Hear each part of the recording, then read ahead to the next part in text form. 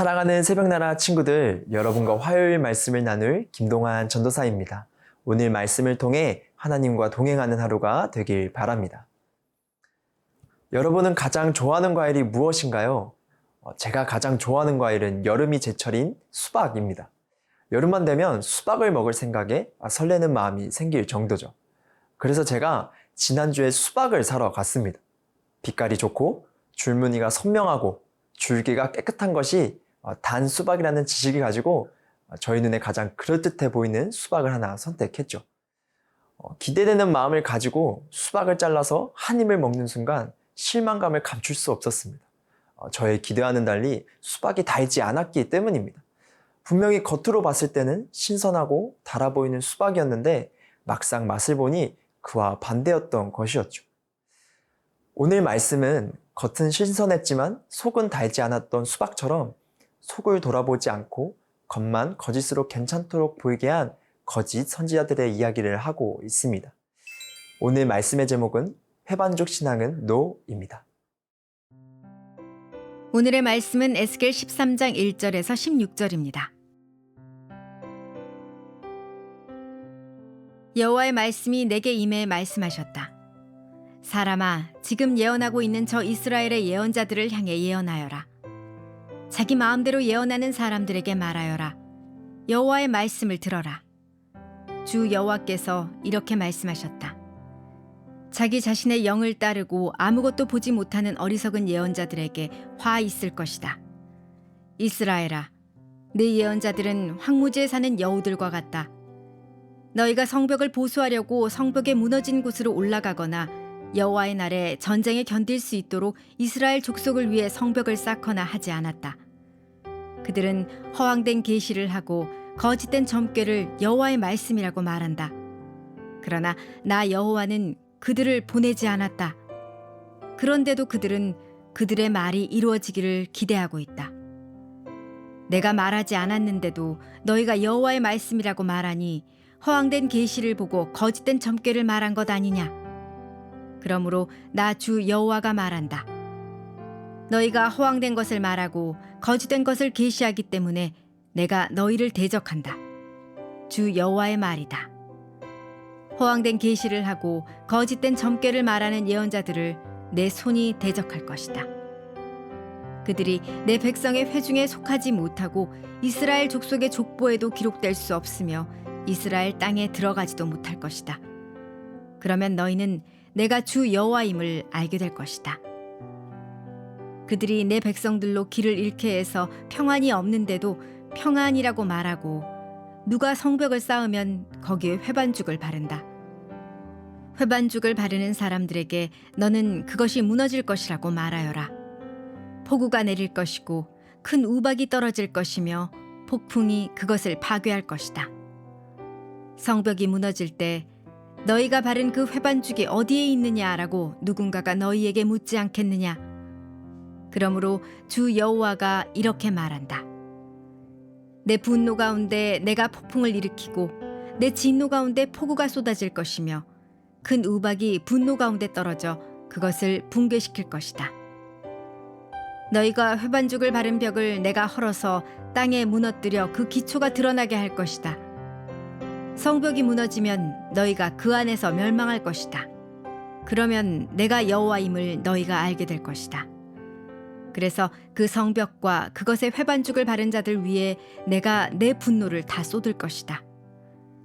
내가 너희에게 말할 것이다. 성벽이 사라졌고 회반죽을 바른 사람들도 사라졌다. 그들은 평안이 없는데도 그들에게 평안의 계시를 말하며 예루살렘에 대해 예언해 준 이스라엘 예언자들이다. 주 여호와의 말이다. 오늘 본문은 하나님께서 에스겔을 통해 거짓 선지자들에게 경고하는 이야기입니다. 본문에서 나오는 거짓 선지자들은 본 것 없이 마음대로 예언하는 사람들이었습니다. 하나님께서 보여주신 것, 들려주신 것이 없는데도 마치 그런 것처럼 말했습니다. 거짓된 말과 거짓된 점괘로 이것이 하나님의 말씀이라고 백성들을 속이고 있었던 것이었습니다. 이것은 백성들을 속일 뿐만 아니라 하나님의 말씀을 선포하는 선지자들도 방해하는 죄를 범한 것이었습니다. 오늘 본문 6절에서 7절의 말씀입니다. 그들은 허황된 계시를 하고 거짓된 점괘를 여호와의 말씀이라고 말한다. 그러나 나 여호와는 그들을 보내지 않았다. 그런데도 그들은 그들의 말이 이루어지기를 기대하고 있다. 내가 말하지 않았는데도 너희가 여호와의 말씀이라고 말하니 허황된 계시를 보고 거짓된 점괘를 말한 것 아니냐. 이렇게 거짓을 말하는 거짓 선지자들을 하나님께서는 황무지의 여우와 같다고 말씀하십니다. 여우는 황무지에 있으면서 종종 농장에 들어가 그곳에 있는 열매와 식물들을 망가뜨립니다. 하나님은 거짓 선지자들이 여우처럼 교활하게 이스라엘 백성들을 속여 그들의 영적, 도덕적 삶을 무너뜨렸다고 하신 것이었습니다. 사람들이 듣기 좋은 말로 현혹하는 그들의 말에 우리가 속지 않도록 깨어서 하나님을 붙잡아야 함을 동시에 말씀하고 계신 것입니다. 사랑하는 새벽나라 친구들, 거짓을 하나님의 말씀인 것처럼, 그것이 진리인 것처럼 말하는 사람들이 우리가 살고 있는 세상 가운데 너무나 많습니다. 그것은 실제로 우리의 마음을 움직일 정도로 힘이 있고 지금 당장 듣기에 너무 좋은 말들입니다. 하지만 그것들을 따라가는 순간 우리 마음이 하나님이 아닌 세상의 죄들로 망가져가고 있는 것을 알아차리지 못하게 됩니다. 우리가 거짓을 구별하고 속지 않기 위해서는 진짜를 바라보며 깨어 있어야 합니다. 하나님의 말씀이 무엇인지 늘 귀를 기울이고 기도로 하나님을 붙잡고 살 때에 수많은 미혹의 말들이 오더라도 그 안에서 중심을 잡고 하나님의 진리의 말씀 안에서 승리하는 삶을 살아갈 수 있는 것입니다.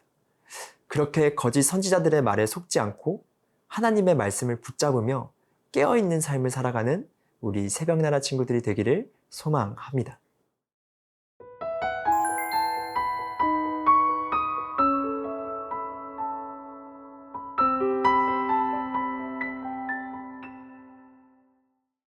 하나님은 거짓으로 백성들을 속였던 거짓 선지자들에게 심판을 선포하십니다.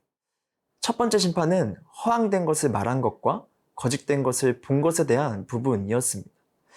그러한 그들을 믿음의 공동체인 이스라엘에 들어오지 못하고 기록되지 못하도록 분리하십니다. 두 번째 심판은 평안이 없음에도 평안이 있다고 백성을 속인 것이었습니다. 올바른 말로 백성들을 올바르게 인도할 책임이 있었음에도 그렇게 하지 못하였죠. 하나님께서는 그들이 말한 거짓들이 드러날 것이고 무너질 것이라 선포하셨습니다. 오늘 본문 10절에서 11절의 말씀입니다.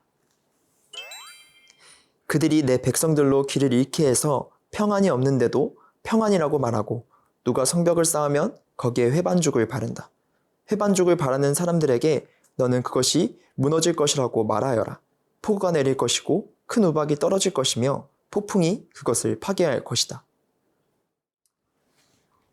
하나님은 그들의 예언이 회반죽과 같다고 비유하십니다. 회반죽은 석회나 모래, 풀과 같은 것들을 섞어서 얇게 덧칠하는 것을 말합니다.